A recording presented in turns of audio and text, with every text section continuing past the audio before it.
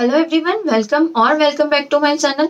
आज हम बात करेंगे कि अगर हमने घर पर यूरिन प्रेगनेंसी टेस्ट किया और वो पॉजिटिव आया, इसके बाद हमें क्या करना है। क्योंकि पॉजिटिव आने के बाद टेस्ट के हमें खुशी तो होती है, लेकिन साथ ही साथ हमारे माइंड में कहीं ना कहीं ये कंफ्यूजन भी रहती है कि अब मुझे क्या करना चाहिए, क्या चीजें नहीं करनी चाहिए। तो चलिए इन सब चीजों को लेकर डिस्कस करते हैं। सबसे पहले, प्रेगनेंसी टेस्ट पॉजिटिव आने के बाद आपको गायनी डॉक्टर से कंसल्ट करना चाहिए। गायनी डॉक्टर से कंसल्ट करने पर वो आपको एक अल्ट्रासाउंड यानी कि सोनोग्राफी के लिए सजेस्ट करेंगी, जो कि अर्ली प्रेगनेंसी में होना बहुत ज्यादा जरूरी होता है। अल्ट्रासाउंड जरूरी क्यों होता है? क्योंकि नंबर एक, हमें अल्ट्रासाउंड से इम्प्लांटेशन का पता चलता है कि इम्प्लांटेशन यानी कि जो प्रेगनेंसी है वो किस जगह पर हुई है। इम्प्लांटेशन यूट्रस में है या फिर ट्यूब्स में। अगर यही प्रेगनेंसी ट्यूब्स में हो जाती है तो उसको हम एक्टोपिक प्रेगनेंसी बोलते हैं, जिसको हमें जल्दी से जल्दी अबॉर्ट करना होता है। नेक्स्ट है अल्ट्रासाउंड करने की वजह कि हमें बच्चे की फीटल हार्ट रेट देखनी होती है। क्योंकि प्रेगनेंसी तो कंसीव हो गई, डेज लेकिन आगे बढ़ रहे हैं, लेकिन क्या हुआ कि बेबी का हार्ट सही से फॉर्म नहीं हुआ और फीटल हार्ट रेट नहीं आई। इसका पता करने के लिए भी बेबी का अल्ट्रासाउंड होना जरूरी होता है। तीसरा, हमें अल्ट्रासाउंड की जरूरत क्यों पड़ती है? नंबर ऑफ बेबीज का पता करने के लिए कि कहीं ट्विन प्रेगनेंसी तो नहीं है, सिंगल प्रेगनेंसी है या ट्रिपलेट्स हैं या सो ऑन। और अल्ट्रासाउंड क्यों जरूरी होता है? ताकि हमें पता चले कि जो प्रेगनेंसी टेस्ट है वो फॉल्स पॉजिटिव तो नहीं आना, यानी कि किसी हार्मोनल इम्बैलेंस की वजह से तो वो पॉजिटिव नहीं आया और आप प्रेग्नेंट हैं भी या नहीं, इसके कंफर्मेशन के लिए भी अल्ट्रासाउंड का अर्ली प्रेगनेंसी में होना जरूरी होता है। नेक्स्ट स्टेप क्या होगा कि अल्ट्रासाउंड हो गया, कंफर्मेशन हमें पता चल गई कि प्रेगनेंसी है या नहीं। अब हमें कुछ रूटीन ब्लड टेस्ट परफॉर्म करने होते हैं, कुछ ब्लड टेस्ट कराने होते हैं, जिसमें कि हमारे आते हैं हीमोग्लोबिन, थायराइड, डायबिटीज। क्योंकि अगर इनके लेवल में इंक्रीज होगा, थायराइड आपका लेवल इंक्रीज होगा या आपकी शुगर लेवल इंक्रीज होगी, तो इसकी वजह से अबॉर्शन के चांसेस ज्यादा रहते हैं।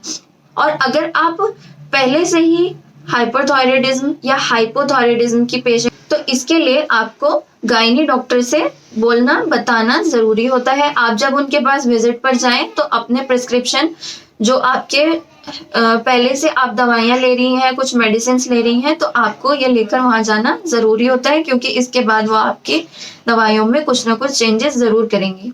नेक्स्ट क्या है कि ये अगर डायबिटीज जैसी जो डिजीज होती है, अगर ये आपको है तो ये आपसे आपके बेबी को भी जा सकती है। इसलिए इनका टेस्ट का या फिर हमें अर्ली डिटेक्ट होना, पहले ही जल्दी ही पता करना जरूरी होता है।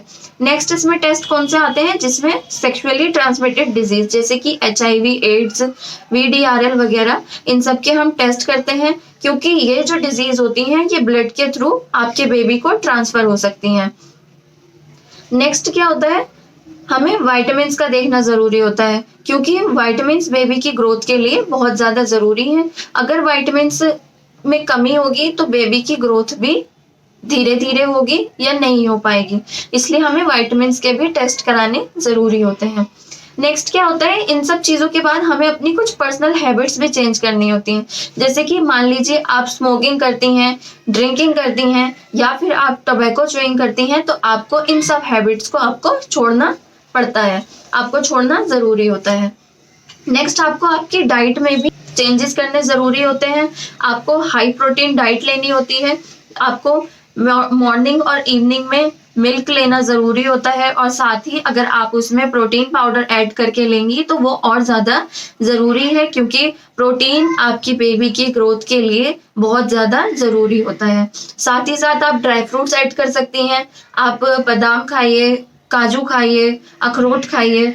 आप साथ में मॉर्निंग ब्रेकफास्ट में स्प्राउट्स ले सकती हैं, आप मूंग का स्प्राउट ले सकती हैं, उड़द का स्प्राउट ले सकती हैं।